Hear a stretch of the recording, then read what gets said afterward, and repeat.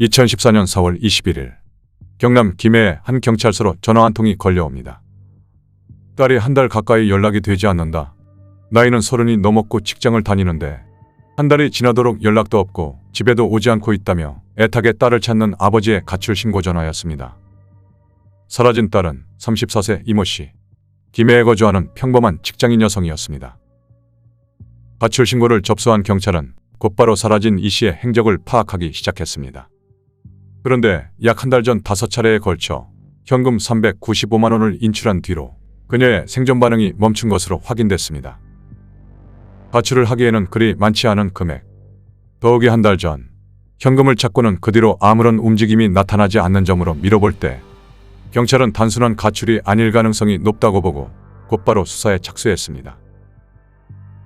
그런데 사라진 이 씨가 마지막으로 생존 반응을 보였던 현금 인출기 주변 CCTV를 확인하던 경찰의 눈에 의심스러운 점이 포착됐습니다. 현금 인출기를 이용하는 모습이 여성 이 씨가 아닌 정체불명의 남성으로 확인됐기 때문입니다.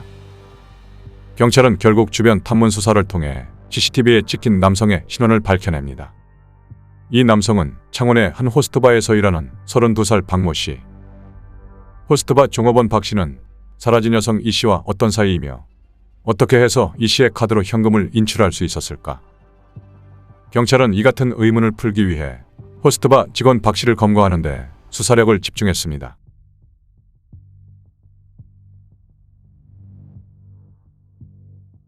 현재로선 가장 유력한 용의자인 CCTV 화면 속 박 씨 검거에 나선 경찰은 그의 주소지를 중심으로 검거망을 좁혀나가던 중 맥이 탁 풀렸습니다. 박 씨가 이미 창원 교도소에 수감되어 있었기 때문입니다.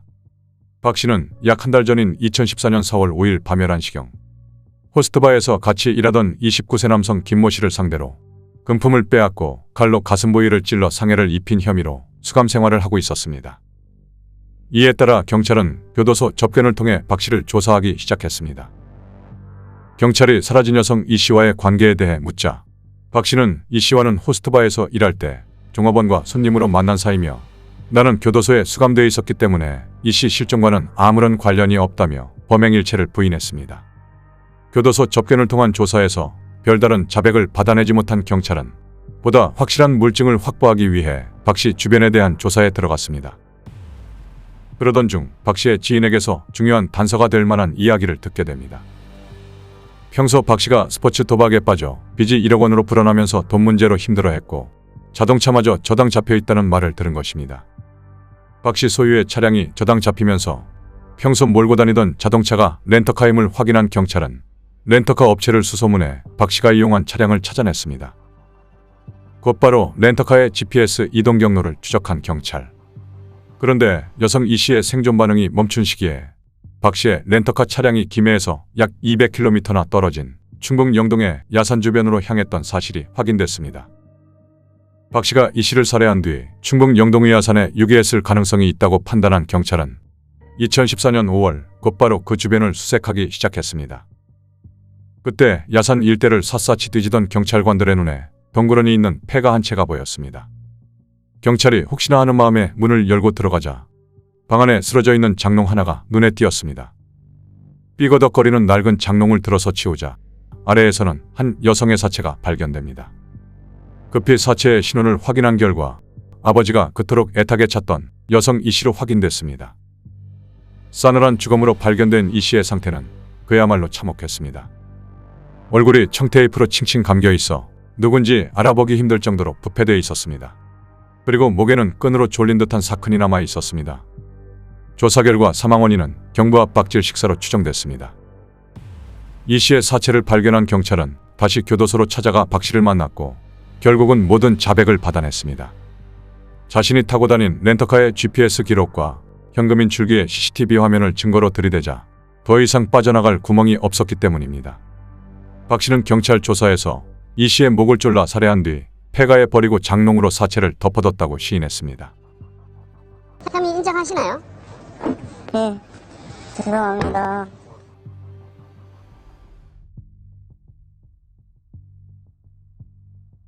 싸늘한 시체로 발견된 여성 이 씨는 평소 호스트바에 올 때마다 종업원이던 박 씨와 어울려 놀며 친하게 지내던 사이였습니다.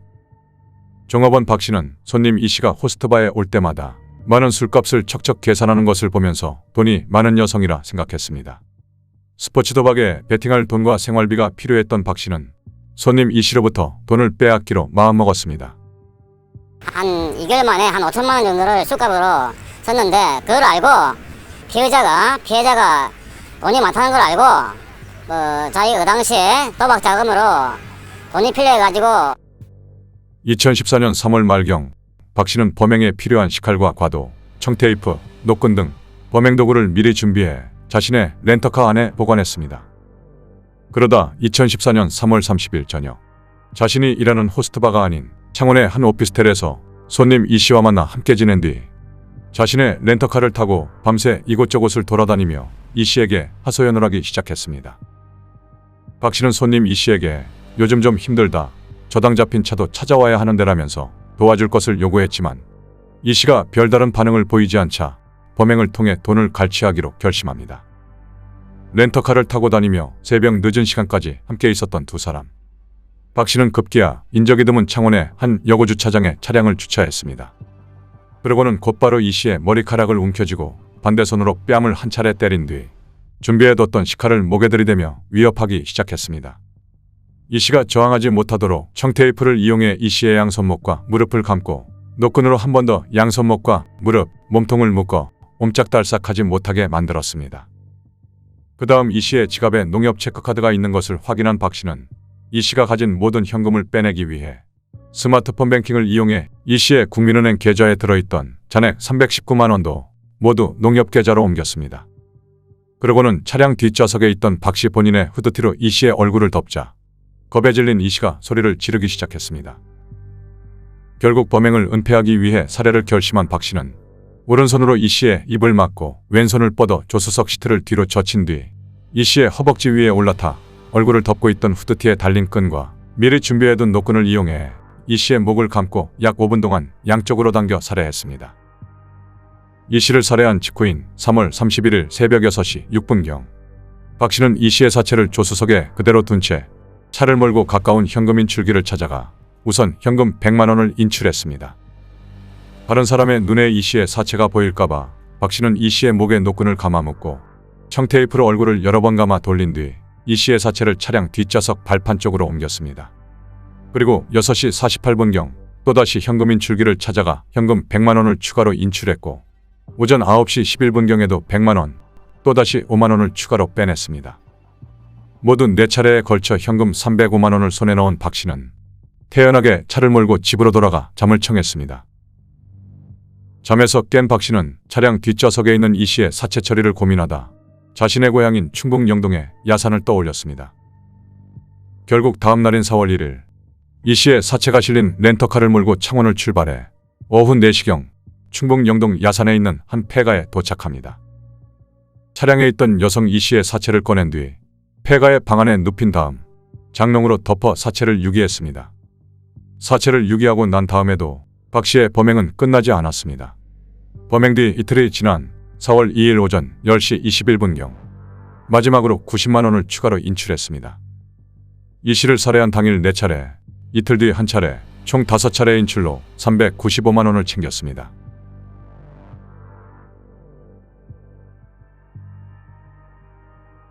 이 씨를 살해하고 자신이 그토록 원하던 돈을 챙긴 박 씨는 이제 경찰 수사망을 빠져나갈 궁리를 하기 시작했습니다.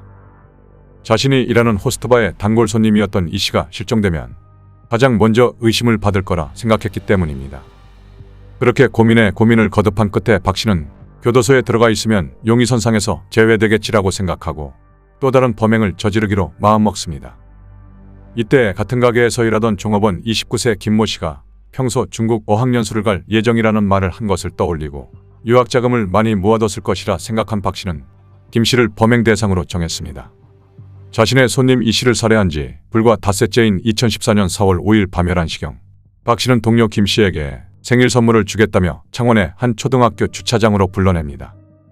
김 씨를 차량 조수석에 태운 박 씨는 손님 이 씨를 위협했을 때와 같은 방법으로 길이 20cm의 과도를 꺼내 김 씨의 목에 겨누고 가만히 있어라, 1,000만 원을 내놓으라고 말한 뒤 청테이프를 꺼내 피해자의 손과 발을 묶었습니다. 또 미리 준비한 컴퓨터 랜선으로 조수석과 피해자의 몸을 함께 묶은 뒤 비명소리가 밖으로 들리지 않게 청테이프를 붙여 입을 막았습니다. 그러고는 현금 15만 원과 신용카드 한 장이 들어있는 김 씨의 지갑을 빼앗고 칼로 왼쪽 가슴 부위를 한 차례 찔러 전치사주에 상해를 입혔습니다. 그렇게 두 번째 범행을 마친 뒤 박 씨는 집으로 돌아가 함께 생활하는 동거녀에게 자신을 경찰에 신고해달라고 부탁했습니다. 범행을 은폐하기 위해서 자기가 평소 알고 지내던 호스트파 종업원을 범행 대상으로 삼아가지고 박노상을 했고 신고를 하게끔 동거녀한테 시킨 사실이 있습니다. 범행을 덮기 위해 또 다른 대상을 희생양으로 삼고 연쇄적으로 범행을 저지른 박 씨. 2014년 10월 15일 1심 재판부인 창원지방법원 마산지원은 호스트바 손님이었던 여성 이 씨를 살해한 뒤 그 사체를 폐가에 유기하고 그로부터 며칠 되지 않아 또다시 함께 근무하던 종업원의 가슴을 칼로 찌르고 재물을 갈취하는 등 피고인의 죄책은 지극히 무겁다며 무기징역과 함께 위치 추적 전자장치 부착 10년을 선고했습니다. 그러나 2015년 2월 7일 열린 항소심에서 부산고등법원은 돈을 목적으로 계획적, 연쇄적으로 범행을 한 죄책은 지극히 무거우나 불우한 환경에서 자란 점, 사체를 훼손하지 않은 점 등을 고려했다며 무기징역에서 징역 42년으로 감형했습니다. 이는 당시 확정된 역대 유기징역 형량 중 최대 형량이었지만 보통 무기징역이나 사형만 선고되는 강도살인죄에서 징역 42년으로 감형된 것은 상당히 이례적인 판결이었습니다. 이후 박 씨는 2015년 5월 7일 대법원에서 징역 42년형이 최종 확정돼 만기 출소할 경우 2056년 4월 74세 고령의 나이로 교도소문을 나올 것으로 보입니다.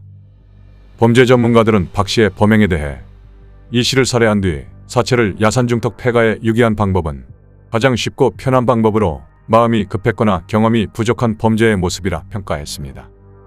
또 숨진 여성 이 씨가 가진 돈이 모두 395만 원에 불과한데도 박 씨의 범행이 살인까지 이어진 데 대해서는 평소 이 씨의 씀씀이를 봤을 때 돈이 많을 거라 예상한 것과 달리 막상 가진 금액이 얼마 없는 것을 알게 되자 자신이 속았다라는 생각에 범행을 저질렀을 가능성이 있다고 분석했습니다. 자신이 도박으로 빚을 지면서 차량까지 저당 잡히고는 다른 사람의 돈을 빼앗아 차를 되찾겠다며 결국 살인까지 저지른 박 씨. 이렇게 위험한 생각을 가진 박 씨가 어릴 적 불우한 환경에서 자랐다는 이유로 무기징역에서 징역 42년으로 감형한 데 대해 비난 여론도 적지 않았습니다. 박 씨는 감옥에서 상상조차 어려운 고통과 공포를 느꼈을 피해자 이 씨와 평생 아픔과 분노를 간직하고 살아가야 하는 유족들에게 진심으로 참여하는 시간을 갖길 바랍니다.